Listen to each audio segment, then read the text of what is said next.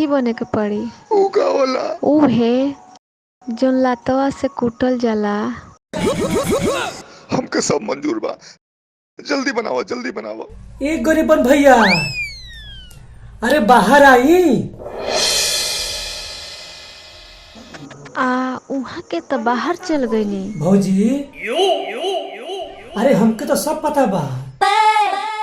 हम खुद ही भाई के समझा बुझा के भेजौनी।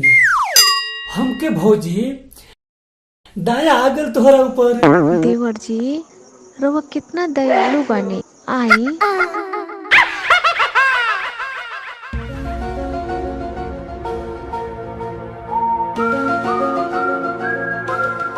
अरे मैं दाया के कौन बात बा भौजी? तहारा ऐसा चांद के देख के केकरा ना दया आ जाई।